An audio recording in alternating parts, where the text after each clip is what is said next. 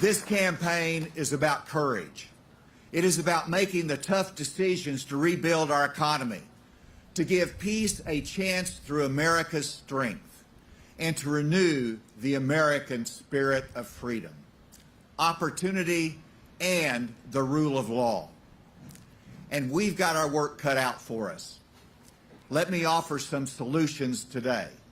First, we need to get our economy back on track.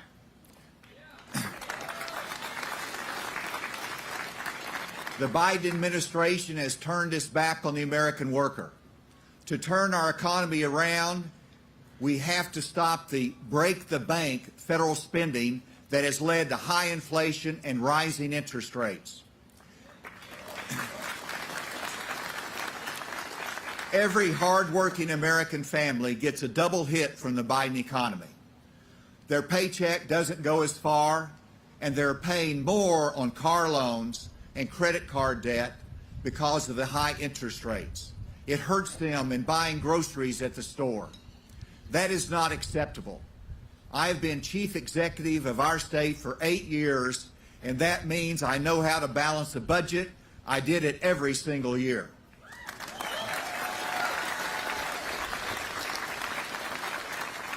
And while I was in Congress, we balanced the federal budget, and it is high time we did it again.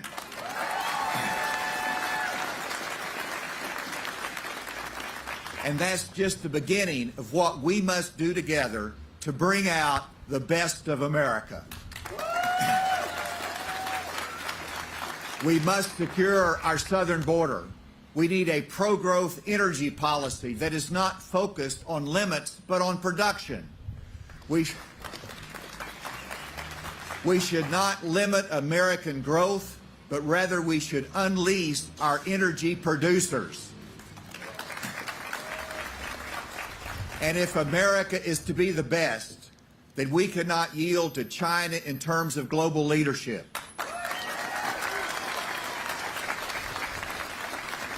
When the Biden administration conducted its disastrous withdrawal from Afghanistan, we left our friends abandoned and our allies confused. America looked weak, and that weakness was seen as an opportunity for Russia to invade Ukraine, and then for China to threaten and be aggressive toward Taiwan. Let me assure you, as president, I will bring out the best of America. We will stand with our allies, and we will stand with our friends.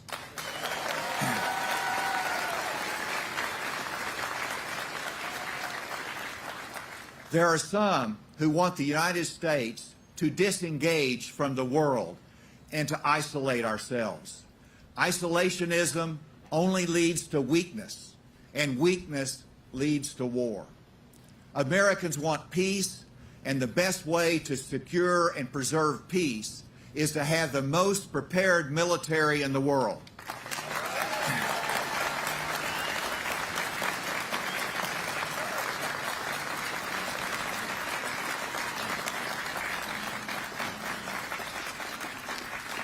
Today's threat is the Russian invasion of Ukraine. I join with those who say we do not want an unending war in Ukraine, and the best way to avoid a long war is to help Ukraine win today. As a nation, we have proven resilient in our democracy, and we have endured through times of war and hardship. And I'm confident we will even survive through the destructive policies of the Biden administration. But the time for change is now. It is time to bring out the best of America.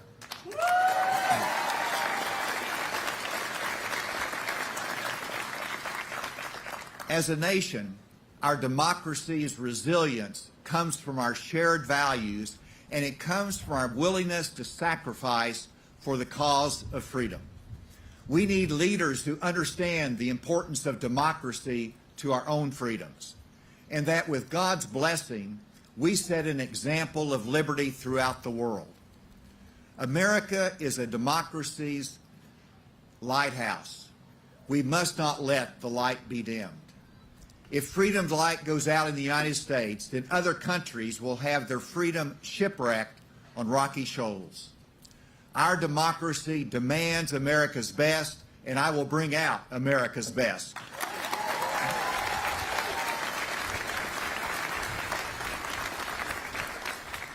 We will do this through leadership, economic growth, and respect for the rule of law.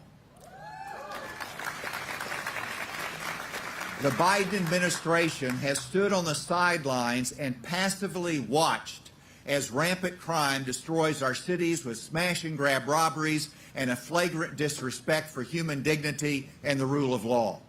This must change. What separates the United States from the rest of the world is our commitment to justice. The rule of law is the foundation for peace in our communities. I am the only candidate running for president with a breadth of experience in law enforcement. I will enforce the law and demand that local prosecutors do the same.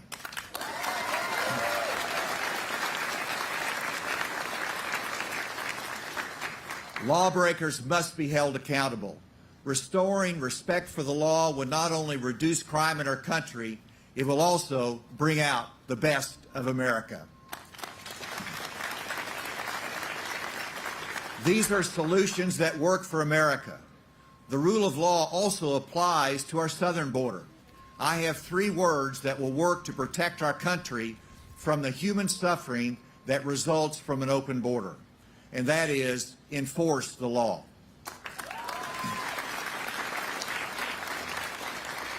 I know how to do this because President George W. Bush tapped me to help lead the Department of Homeland Security. Our nation is a land of immigrants who make up the fabric of our democracy. And in order to respect those who follow the legal path to come to this country, we must reform our asylum laws, devote more resources to support our Border Patrol, quickly remove those who come into our country illegally, and go after the cartels who are killing Americans with the deadly drug fentanyl.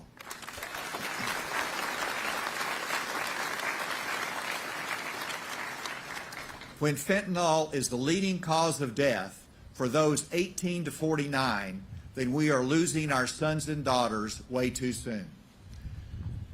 There are a few misguided leaders who say we should defund law enforcement. We should defund the FBI. I am here today in support of our law enforcement heroes.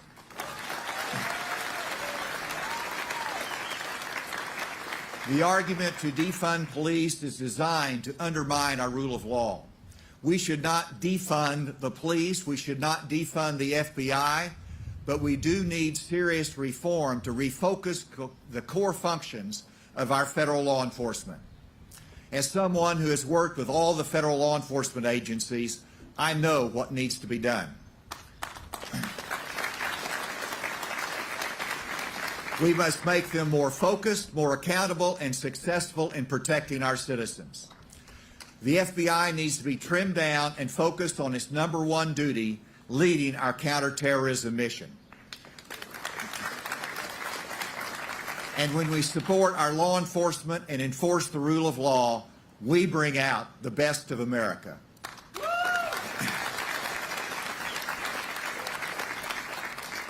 As you know, I grew up in the hills. And growing up in these hills, I learned the value of work. I hauled hay, worked in 4 different factories, sacked groceries, and through college, I was a janitor cleaning campus buildings. All to pay the bills and to get an education. In law school, I benefited from the federal student loan program. And yes, I paid my loan off.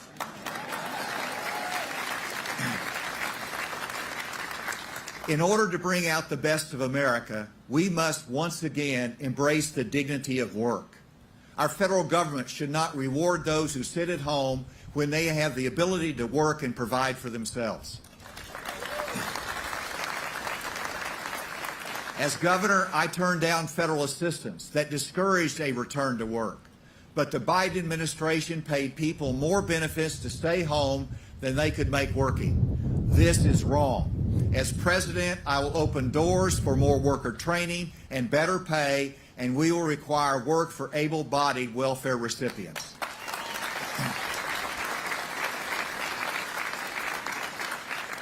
This will grow our manufacturing workforce, and we will prove that we can still make things and manufacture things in the United States of America. An important solution to this challenge is lifting the penalties for those who want to stay in the workforce after the age of 62. Right now, if you retire on Social Security, you are penalized for continuing to work. You should be able to both claim Social Security and work.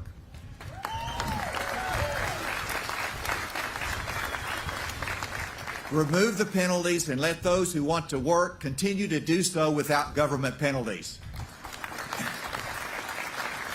Right now, we have nearly 10 million job openings in the U.S., and by making this change, we will add millions to the labor pool and increase the income of retirees at the same time. Yes, this will help bring out the best of America.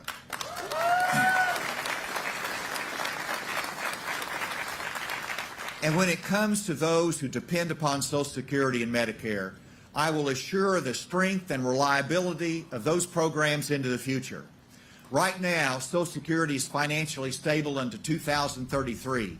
Medicare is stable into 2028. As we have successfully done in the past, I will immediately convene an independent commission to assure the future of Social Security and Medicare long into the future.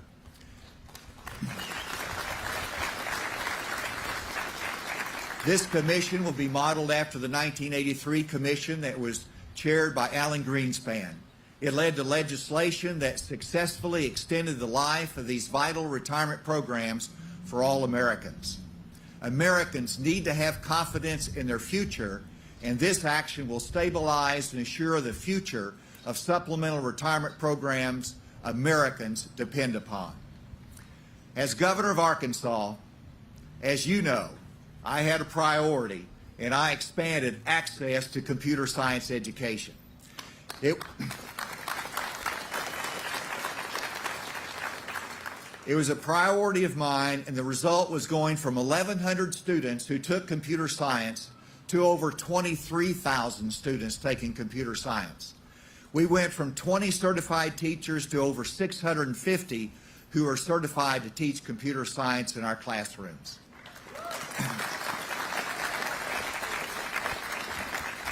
We made it required to be offered in our rural schools as well as our urban schools. The result is that Arkansas led the nation in computer science education and made a real difference in the opportunities for young people. It is critical that we follow this model as a nation if we are going to compete with communist China. The fact is that U.S. test scores in math and science are falling behind other countries. The top 5 math scoring countries are in Asia, and the United States places 11th as a nation in terms of math education. We must do better for our students.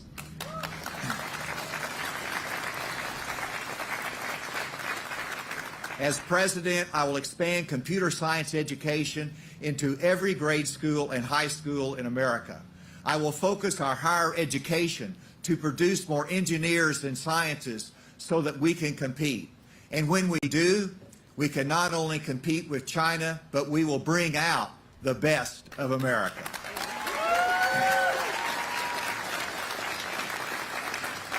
We can once again define America's future with the genius and creativity of our people.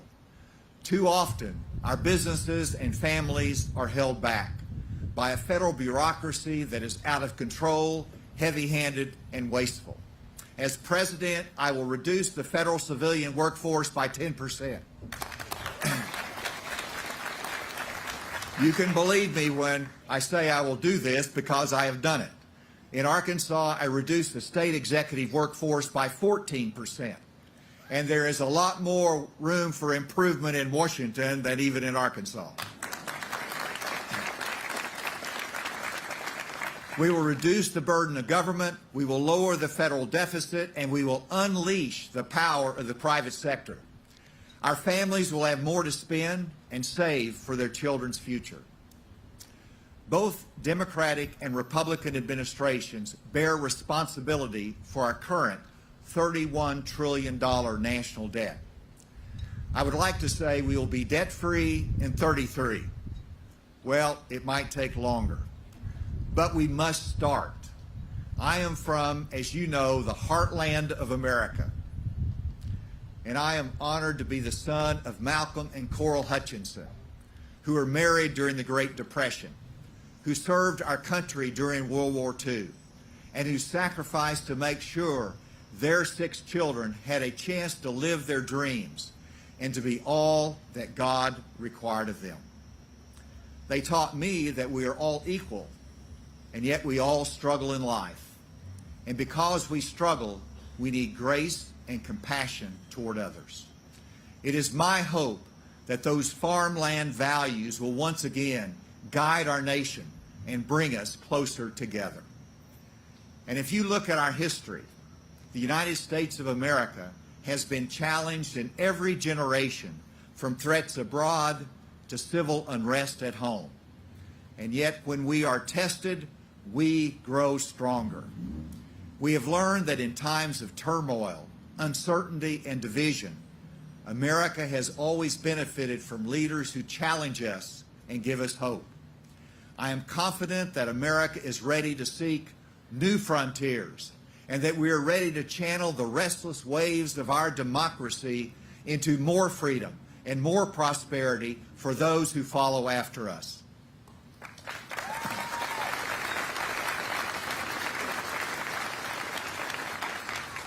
I am running for President of the United States because I know that the best of America is ahead of us.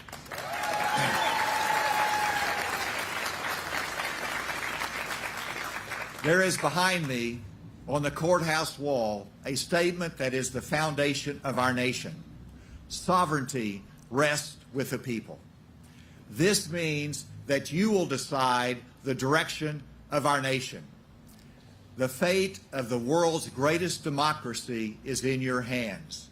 Thank you, Arkansas. Thank you, ladies and gentlemen.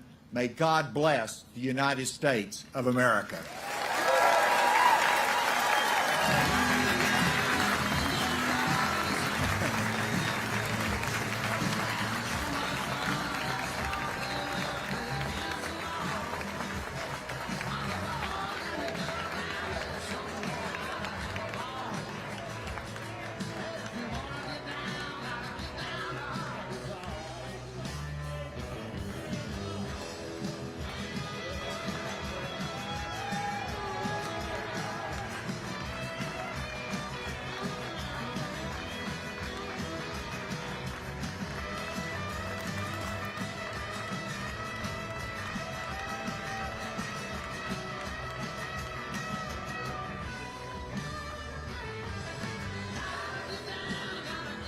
Thank you all. God bless you.